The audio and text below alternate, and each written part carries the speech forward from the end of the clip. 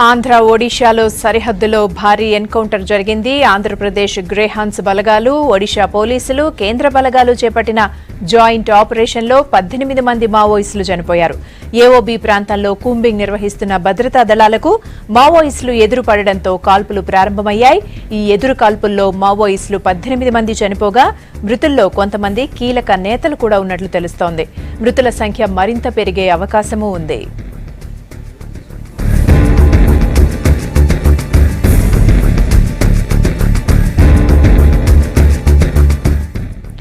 ఏఓబీలో మావోయిస్టులు ప్లీనరీ నిర్వహిస్తున్నారన్న పక్కా ఇన్ఫర్మేషన్తోనే కూంబింగ్ నిర్వహించాయి గ్రేహాన్స్ దళాలు. నిన్నటి నుంచి అటవీ ప్రాంతాన్ని జల్లెడపడుతున్నాయి. మల్కన్గిరి ఏరియాలో అటవీ ప్రాంతంలోకి సుమారు 9 కిలోమీటర్లు నడుచుకుంటూ వెళ్లారు.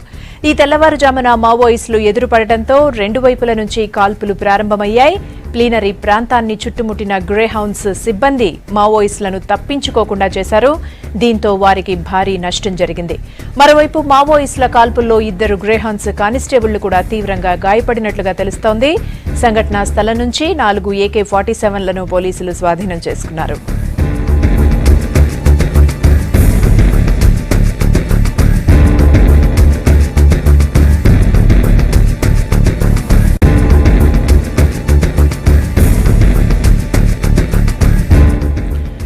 భారీ ఎన్కౌంటర్ పై ఏపీ పోలీసు ఉన్నతాధికారులు ఎప్పటికప్పుడు ఇన్ఫర్మేషన్ తెలుసుకుంటూ ఉన్నారు. గాయపడిన పోలీసులను విశాఖ ప్రభుత్వ ఆసుపత్రికి తరలించేందుకు హెలికాప్టర్ను కూడా సిద్ధం చేస్తున్నారు.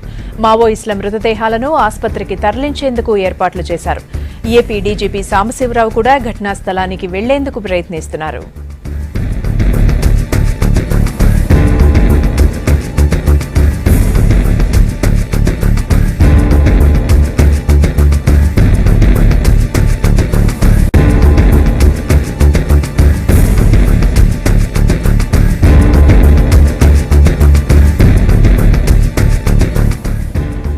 ఆంధ్ర ఒడిశా సరిహద్దులో భారీ ఎన్కౌంటర్ జరిగింది. ఆంధ్రప్రదేశ్ గ్రేహాన్స్ బలగాలు, ఒడిశా పోలీసులు, కేంద్ర బలగాలు చేపట్టిన జాయింట్ ఆపరేషన్లో 18 మంది మావోయిస్టులు చనిపోయారు.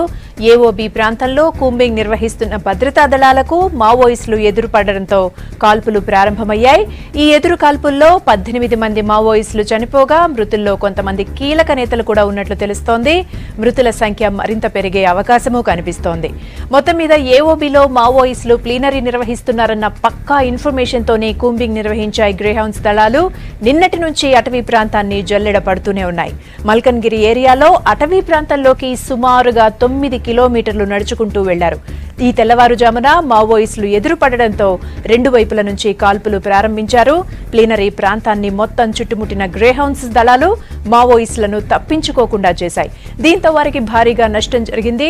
మరోవైపు మావోయిస్టుల కాల్పుల్లో 2 గ్రేహౌండ్స్ కానిస్టేబుళ్లు కూడా తీవ్రంగా గాయపడినట్లు తెలుస్తోంది. సంఘటనా స్థలం నుంచి 4 AK-47ను పోలీసులు స్వాధీనం చేసుకున్నారు.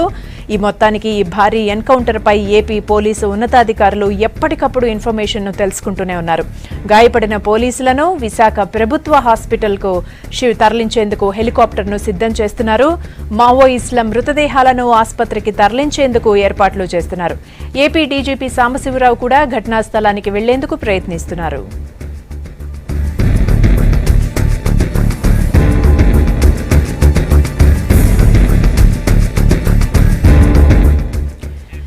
ఏఓబీలో ఎన్కౌంటర్ కి సంబంధించి మరిన్ని డీటెయిల్స్ విశాఖ నుంచి శ్రీనివాస్ని అడిగి తెలుసుకుందాం. శ్రీనివాస్, ఈ ఎన్కౌంటర్ కి సంబంధించిన డీటెయిల్స్ ఏంటి? ఇంకా కొనసాగుతూ ఉందా కూంబింగ్? సునంద, ఏఓబీ బోర్డర్ లో ప్రస్తుతం అయితే భారీ ఎన్కౌంటర్ జరిగింది. దీంట్లో 18 మంది మావోయిస్టులు మృతి చెందారు. అలాగే మావోయిస్టులతో పాటు ఈ ఎన్కౌంటర్ సందర్భంగా 2 గ్రేహౌండ్ పోలీస్ కానిస్టేబుల్ కూడా గాయాలయ్యాయి.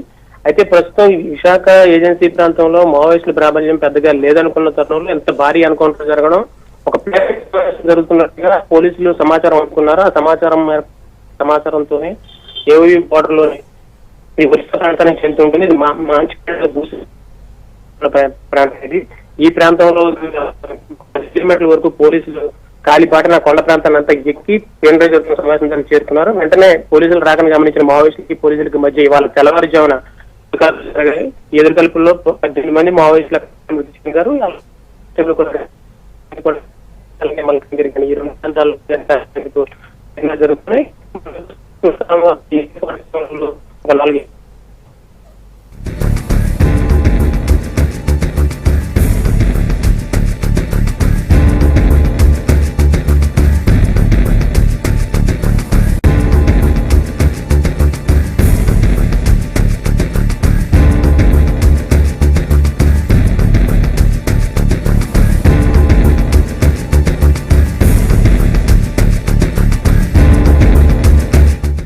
శ్రీనివాస్, ఈ చనిపోయిన 18 మంది మావోలలో కీలక నేతలు కూడా ఉన్నట్లు తెలుస్తోంది కదా, పేర్లు ఏమన్నా బయటికి చెప్పారా? డీటెయిల్స్ ఏంటి?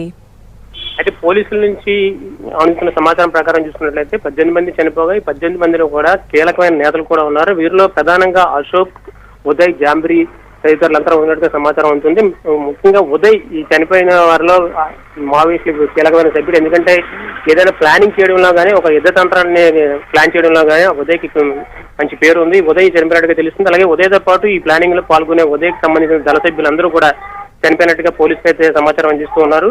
అలాగే ఇప్పుడు ఈ ఎన్కౌంటర్ తర్వాత మొత్తం ఆ ప్రాంతాన్ని అంతా జల్లిడి పట్టేందుకు పోలీసులు భారీ ఎత్తున అక్కడికి ఇంకా మోహరిస్తూ ఉన్నారు. ఈసారి పోలీసులు కీలకంగా ఒక కీలకమైన స్టెప్ తీసుకున్నట్టుగా తెలుస్తుంది. ఎందుకంటే మాజీ మావోయిస్టులు ఎవరైతే లొంగిపోయి ఉన్నారో పోలీసుల్ని వారిని తీసుకొని సంఘటనా స్థలాన్ని దగ్గరికి వెళ్ళేందుకు ప్రయత్నిస్తారు. ఎందుకంటే ఇంకా అక్కడ ప్లేనరీ సమావేశం జరుగుతున్న ఇతర ప్రాంతాల్లో వారి తాలూకా బలగాలు ఇంకెక్కడ మోహరించి ఉంటాయి. అలాగే మావోయిస్టుల తాలూకా ప్లానింగ్ ఎలా ఉంటుందో తెలుసుకునేందుకు వీళ్ళు మాజీ మావోయిస్టులు కాబట్టి వీళ్ళ నుంచి సమాచారం ఎక్కువ రాబట్టుకునే అవకాశం ఉంటుంది. కాబట్టి వీరిని తీసుకొని సంఘటనా స్థలానికి బయలుదేరుతున్న పరిస్థితి కనిపిస్తుంది.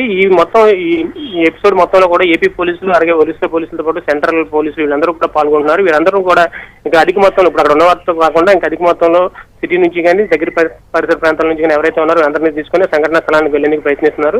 ఇదే పరిస్థితుల్లో ఏపీ డీజీపీ సాంబశివరావు కూడా సంఘటనా స్థలానికి బయలుదేరినట్టుగా సమాచారం అందుతుంది.